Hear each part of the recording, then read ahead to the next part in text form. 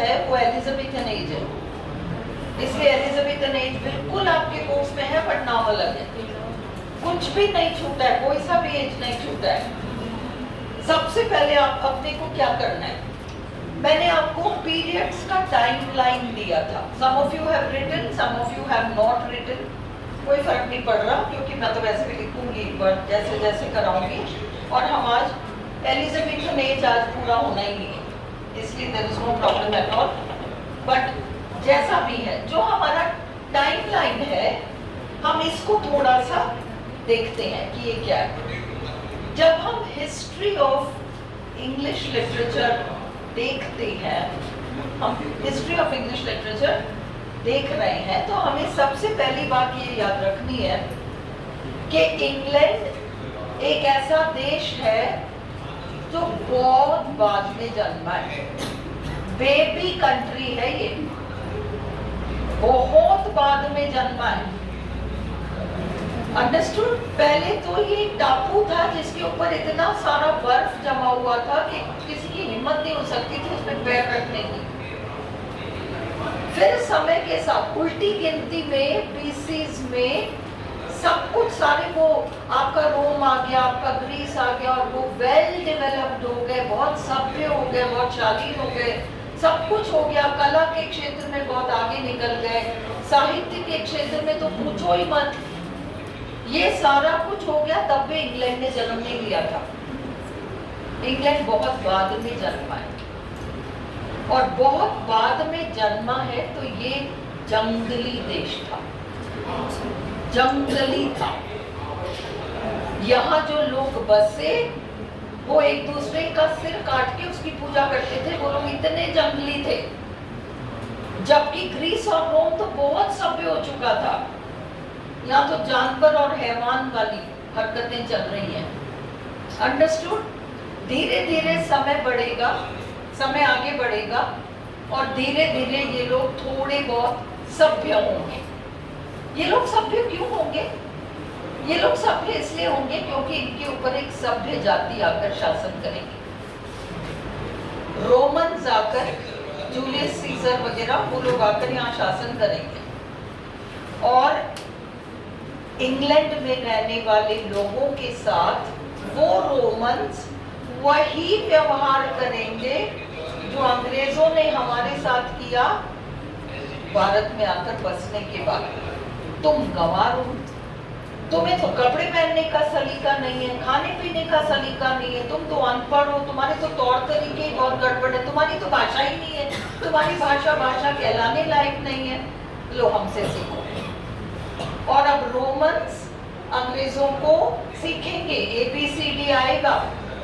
आपको पता है रोमन न्यूमरल नाम की चीज होती है, वो लोग लेकर आए सारा, और इनको जबरदस्ती सभ्य बनाया, जबरदस्ती सभ्य बनाया। वही चीज फिर इंग्लैंड ने हमारे साथ और दुनिया भर के देशों के साथ वही प्रैक्टिस किया। अंडरस्टूड?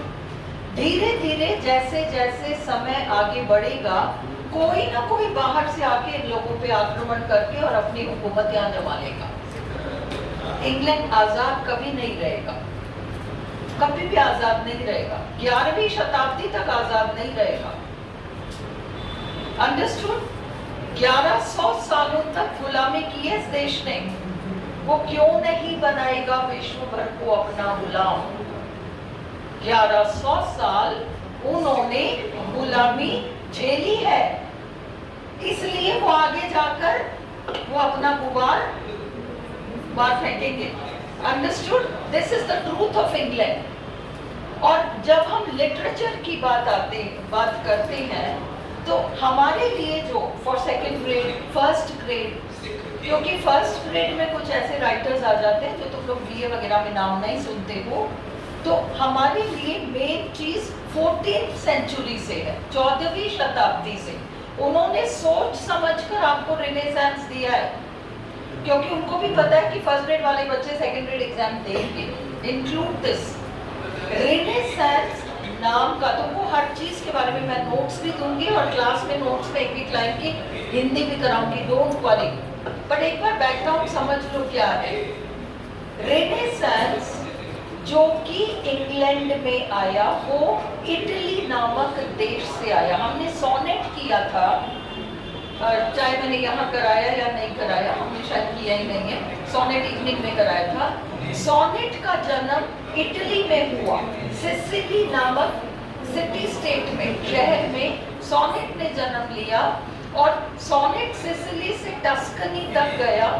सिसिली विसिली तो रह गया, टस्कनी एक बहुत सभ्य शहर था इटली का, वहां पर ये सोनेट अनुवादित हुआ और वहां से दुनिया भर में फैला।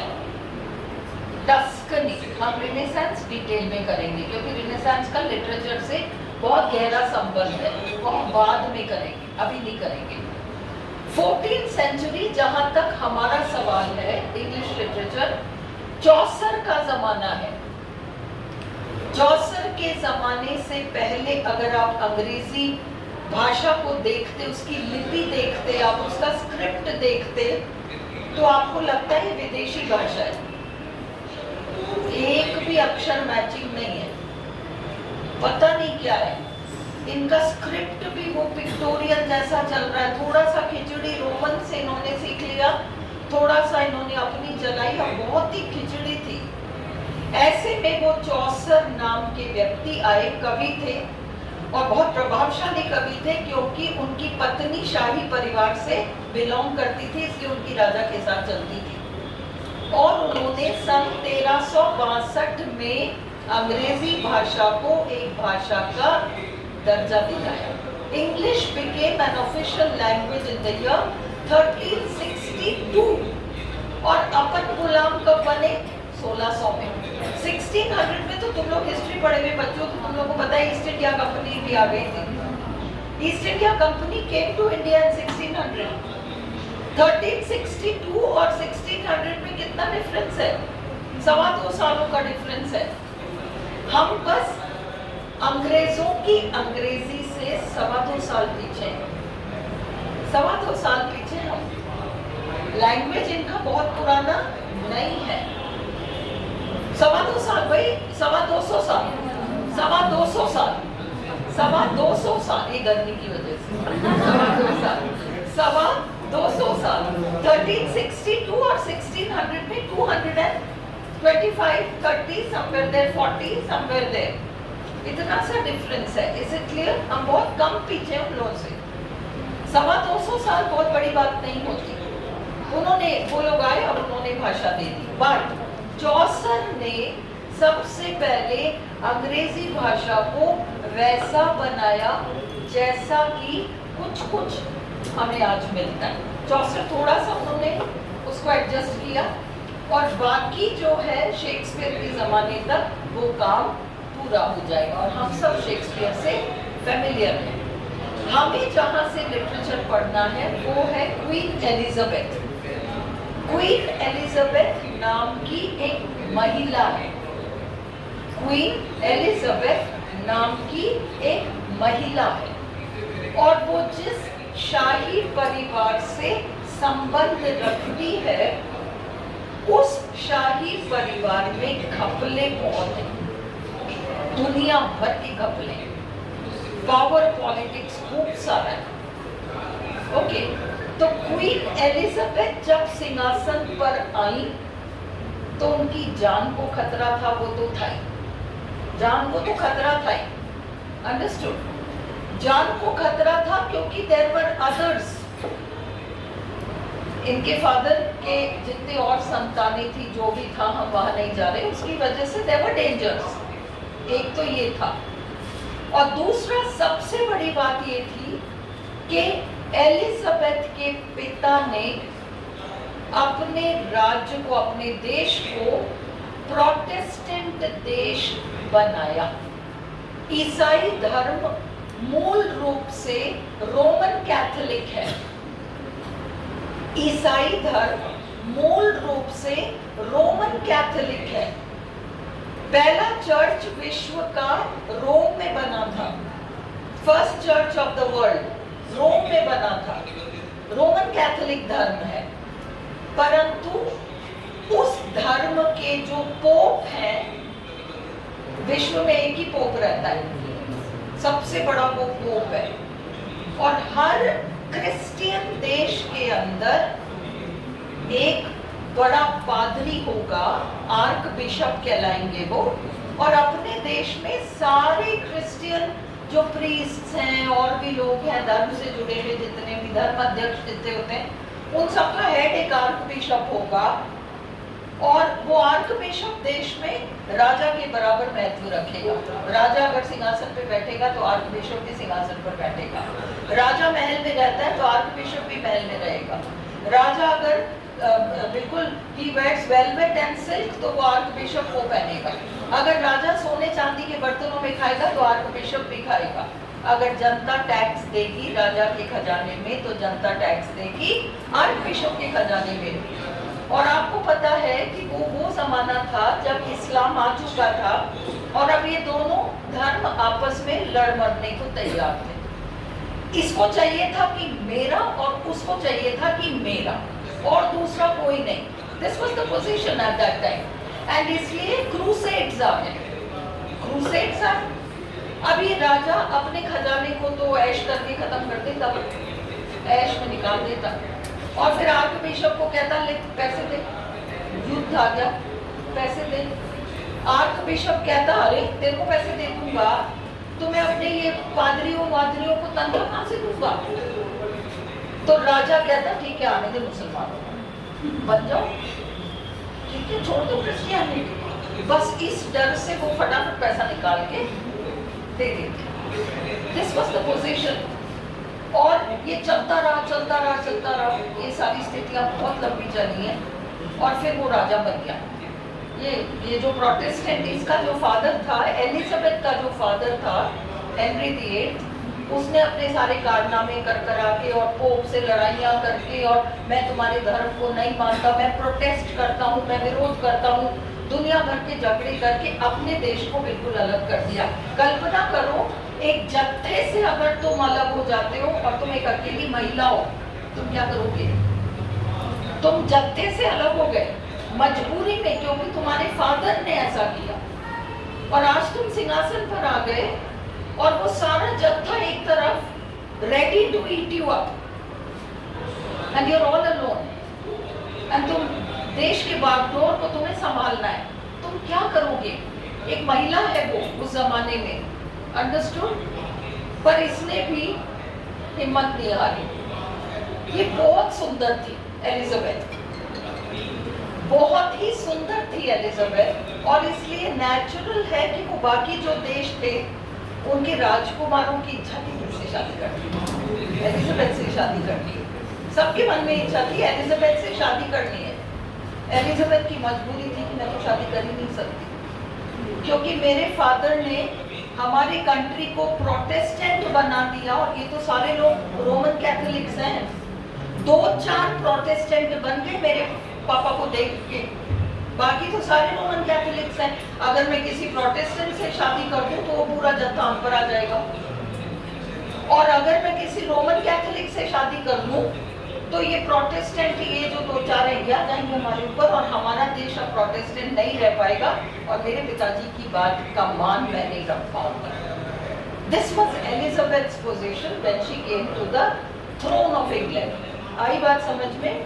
तुम लोग ज्योग्राफी पढ़े हुए बच्चे हो, तुम अगर मैप देखोगे यू विल फाइंड कि इंग्लैंड एक ऐसा देश है जिसको क्रॉस करके जहाजों को, उस जमाने में जहाजों से सारा काम होता था, व्यापार से ही इनकम होता है। यू नो दिस, व्यापार से इनकम होता है। सारे देशों को, इंग्लैंड तो बीच में ये रहा, उन देशों को उन देशों से व्यापार करना है तो इंग्लैंड से गुजरना पड़ेगा। और इंग्लैंड को डरा धमका के निकलते थे ये लोग डरा धमका के निकलते थे। और उनमें से सबसे बड़ा था स्पेन का राजा।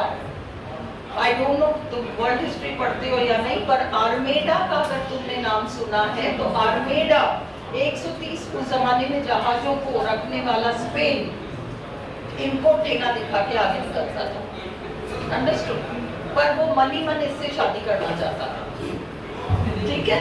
This was happening. इसको सहन नहीं हुआ और ये समझ गई कि ऐसे तो मैं सर्वाइव ही नहीं कर पाऊंगी, ये सारे के सारे यहाँ से वो जाते तो कुछ हो जाता है, वहां से वो जाते कुछ हो जाता है। इसने अंदर ही अंदर सारी तैयारियां करी और सबको कहती रही हाँ हाँ मैं सोचूंगी, शादी करने की सोचूंगी, किसी को मना नहीं किया, सबको सोचूंगी, झांसा दे के सबको रखा, अपनी नेवी इसने मजबूत करी। ये सिंहासन पर आई थी, she has come to the throne in the year 1558, 1558 में ये महिला सिंहासन पर आई है। 1558, इसको 30 साल लगे। 1588 में इसने सारी तैयारियां कर ली, इंटरनली टेक्निकली इसने सारा काम कर दिया। जैसे ही कोई भी मतलब शिप यहाँ से निकलेगी, इसको सबसे पहले कवर हो जाएगी। और इसका बहुत खास एक सर फ्रांसिस ड्रेक करके इसके नेवी का आदमी था, तुम सबने हो सकता है वर्ल्ड हिस्ट्री में नाम सुना भी हो, फ्रांसिस ड्रेक। इसने सारी तैयारियां करी और मना कर दिया। वो जो फिलिप ऑफ स्पेन था, जो सबसे शक्तिशाली था, जो सबसे बड़ा खतरा हो सकता था, उस एक को अगर ये दबा लेती है तो ये तो सारे क्यों भी नहीं बोलेंगे, क्योंकि वो सबसे शक्तिशाली है। इसने उसको कहा जा मैं तेरे से शादी नहीं करती। और वो क्या करेगा, अगले दिन आर्मेडा लेके पहुंच जाएगा। इसकी तो तैयारी थी, ये घोड़े पे सवार होकर मैदान में उतरी है। ये यूं ही क्वीन एलिजाबेथ नहीं है, इसमें वो दम रहा है। और 1588 में इसने दुनिया भर की चालाकी का दिमाग बहुत था इसमें। जिस जहाज में भोजन की सामग्री, तुम विदेश में लड़ने जा रहे हो तो तुमको विदेशी खाना नहीं देने वाले, तुम्हें तुम्हारे जहाज में सारी तैयारियां करके जाना पड़ेगा कि हमको अगर 2 महीने लड़ना है तो हमारे पास प्रोविजन होना चाहिए, पकाकर खा ले। इसने उस जहाज को उड़वा दिया। जैसे ही उसने ये किया, वो क्या खाएंगे, कितना सरवाइव कर पाएंगे, वे भाग गए।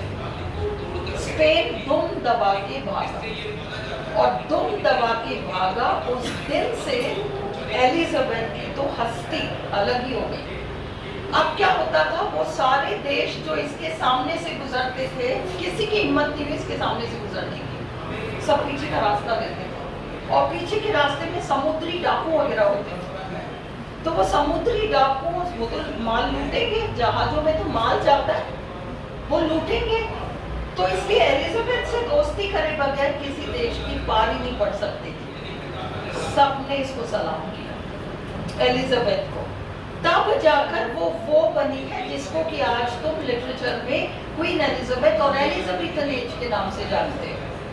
बट ठहरी वो एक महिला, तो she had a love for songs, बहुत अच्छा गाती थी, बहुत अच्छी कविताएं लिखती थी। और बाइबल के जो इन लोगों के हिम्स वगैरह होते थे, जो ओरिजिनल लैटिन में हुआ करता था, उन सब का इसने अनुवाद किया इंग्लिश में। She was a scholarly woman, दमदार थी, उतनी ही ये स्कॉलरली भी रही है। और इसके दरबार के लिए कहा जाता है कि Elizabethan age golden age of English literature है। और इनका दरबार उस घोंसले की तरह है जहाँ कई चिड़िए गाते हैं, कई सारे पोएट्स थे जब, है ना। तो ये इनका जमाना था। एलिजाबेथन एज के बारे में जो मेन चीजें तुम्हें पता होनी चाहिए वो ये है, इंग्लिश रिनेसांस एलिजाबेथन एज है first of all. Secondly golden age of literature Elizabethan age है। Third, defeat of the Spanish armada Elizabethan age में हुआ है। और defeat of the Spanish armada भले ही हिस्टोरिकल चीज है, लिटरेचर से जुड़ा हुआ नहीं है, बट इसका लिटरेचर से संबंध क्या है। देखो, अगर मेरा घर खतरे में है, मैं बहुत अच्छा पोएट्री लिखती हूँ, सब कुछ करती हूँ, पर मेरा घर खतरे में है, सारे दुश्मनों ने घेर रखा है, तो क्या मैं पोएट्री लिखने बैठूंगी? मैं उनसे अपने आप का बचाव करने बैठूंगी सबसे पहले, है ना। स्पेनिश आर्मेडा को डिफीट देते ही एलिजाबेथ ने राहत की सांस ली कि अब तो कोई आक्रमण नहीं करने वाला, अब हम लिटरेचर पर फोकस कर सकते हैं। इसलिए स्पेनिश आर्मेडा के डिफीट के बाद का जो पीरियड ऑफ लिटरेचर है, वो एकदम से उसमें एक मोमेंटम आया, एक स्पीड आया। उससे पहले भी, स्पेनिश आर्मेडा से पहले भी राइटर्स रहे हैं क्योंकि हमें पता है कि शेक्सपियर का जन्म हो चुका था 1564 में, शेक्सपियर का जन्म हो गया। स्पेंसर तो उससे भी पहले के हैं और उन्होंने अपनी कविताएं वगैरह लिख दी, बट इतना अधिक नहीं हो पाया जितना कि आर्मेडा की डिफीट के बाद लिटरेचर ने एक इम्पोर्टेंस ली इनके टाइम पर, और ये 1603 तक जिंदा रहेंगे। तुम्हें एलिजाबेथन एज का जो लिटरेचर है उनके मेन फिगर्स कौन कौन है नाम पता होना चाहिए, क्योंकि क्रिस्टोफर मार्लो, तुम में से कई लोग भले सेकंड ग्रेड पढ़ रहे हो यहाँ पर, फर्स्ट ग्रेड का एग्जाम देने की सोच रहे हो क्योंकि तुमने एमए कर रखा है, और कई लोग फर्स्ट ग्रेड पढ़ ही रहे हो, तो क्रिस्टोफर मार्लो तुम्हारा, Christopher Marlowe, sir Philip Sidney, second grade से उन्होंने एलिजाबेथन एज दे दिया, वो तुमको नाम तो पूछ ही सकते हैं। Which of these is not a writer of the Elizabethan as? Which of these is not a writer of the Elizabethan age? और वो 4 नाम दे देंगे, 3 नाम एलिजाबेथन एज के होंगे, चौथा एलिजाबेथन एज का नहीं होगा, और आपको पता होना चाहिए कि he doesn't belong to the, और वो बहुत ऐसे कम फेमस और ये सब नहीं पूछेंगे, इतना तो दे also know कि सेकंड रेट बच्चे हैं तो they will not know.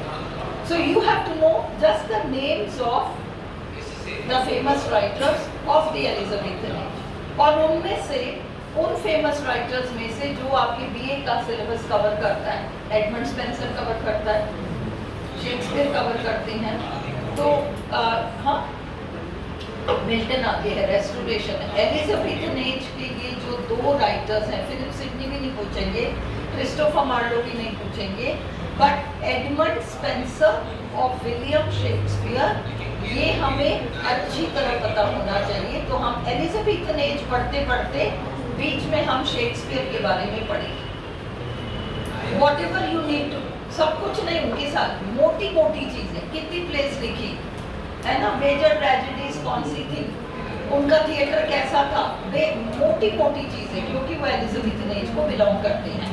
तो इसलिए नाउ तुमने लिखा है पीरियड टाइमलाइन में 1558 लिख लो, 1558 to 1603 the Elizabethan age, the Elizabethan age, 1558 to 1603 आपका एलिजाबेथन एज है। और अब आप main features of the Elizabethan age लिख लो, main features of the Elizabethan age, the Elizabethan as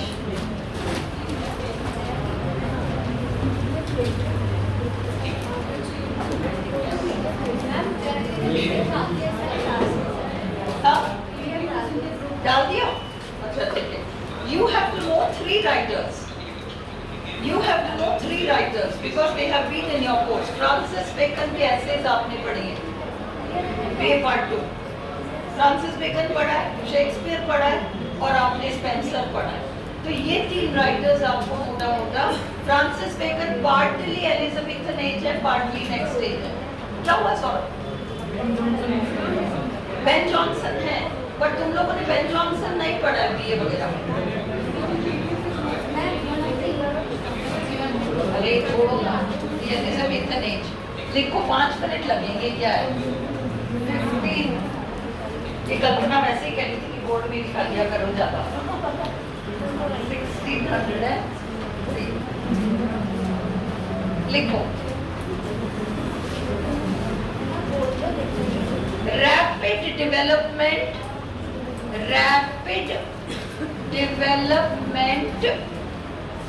in English, rapid. See, one question, which is not true of the Elizabethan age. तो आपको पता होना चाहिए कि एलिजाबेथन एज के बारे में ट्रू क्या है ना? Rapid development in English, commerce मतलब व्यापार वाणिज्य, maritime power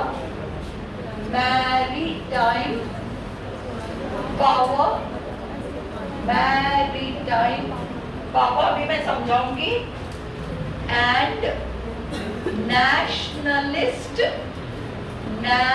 nationalist feeling, nationalist feeling. अगला, defeat of the Spanish Armada, defeat of the Spanish Armada in 1588. तीसरा, the major literary figures were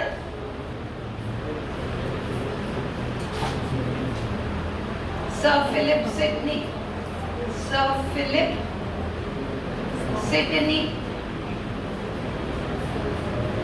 Christopher Marlowe,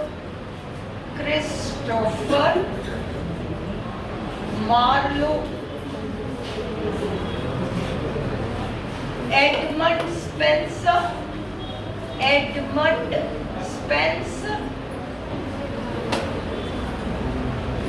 William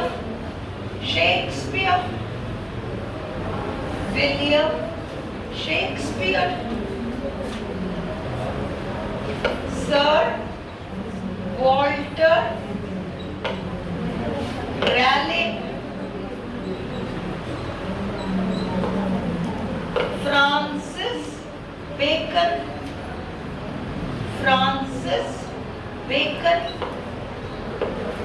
Ben Jonson. तुम इतने नाम जान लो, बहुत है, इससे ज्यादा जानने की जरूरत नहीं है, इतने नाम जान लो।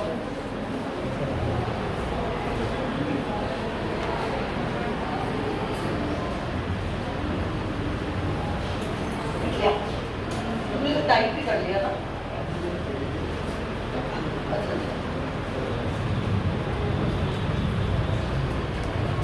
सात नाम है।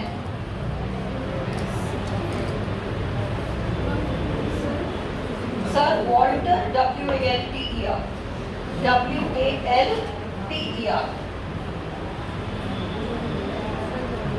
Sir Walter Raleigh, R-A-L-E-I-G-H, sir Walter Raleigh.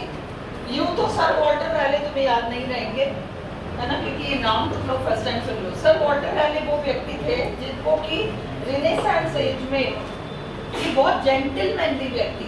महारानी अपनी उससे चैरियट से एक बार उतरी, इन्होंने अपना कोट उतार के, रेड कलर का कोट उतार के और उसमें बिछा दिया और गाड़ी से पैर पे चल।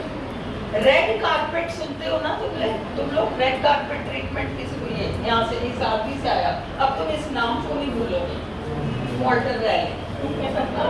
ये वो आदमी है जहाँ से तुम्हारा रेड कारपेट आया है, इसने बिछा दिया कि इस पे चल के आप आगे बढ़ो। शॉर्ट ही उसको चलना था फिर भी। Sir Walter Raleigh, Francis Bacon, Ben Jonson. Clear है? ये 7 नेम्स है बस। अब हम आज सबसे पहले, ये कोई नहीं पूछेगा तुमसे, फर्स्ट ग्रेड में भी नहीं पूछने वाले, है ना। ये फिर भी फर्स्ट ग्रेड का आ सकता है क्योंकि फर्स्ट ग्रेड वालों ने MMS को किया है ना। थोड़ा बहुत जस्ट उसका मेन वर्क्स क्या है। क्रिस्टोफर मार्लो के मेन वर्क सारे उन्होंने ट्रेजेडीज लिखी हैं, 29 इयर्स में डेथ हो गई, सारे उन्होंने ट्रेजेडीज ही लिखी हैं, मैं नाम अवेलेबल करा दूंगी। और विलियम शेक्सपियर सेकंड ग्रेड में भी आ सकता है, फर्स्ट ग्रेड में भी आ सकता है, क्योंकि अपने लिटरेचर में इसके प्लेस वगैरह पहले बुक चलते थे, सोनेट्स चलती हैं आज भी। विलियम शेक्सपियर, ये भी कोई नहीं पूछेगा, ये पूछ सकता है क्योंकि तुम SS BA पार्ट 2 में पढ़ते हो। What is happening? सो हसी and Simran, tell us also so that you also laugh with you. What is she saying? Look at her, she's rolling over with laughter and she's not telling us. And Ben Jonson, last. Are these clear to you? आज हम Edward Spencer start कर दें और मैं dictate करा दूं या तुम चाहते हो मैं लिखूं? डिक्टेट कराती हूँ, धीरे धीरे डिक्टेट कराऊंगी, धीरे धीरे डिक्टेट कराऊंगी। हाँ क्या करें, क्या करें? कहो ना जो कहना है। कल पढ़ा देना। हाँ ठीक है, कल पढ़ लो जो और जाए, ठीक है।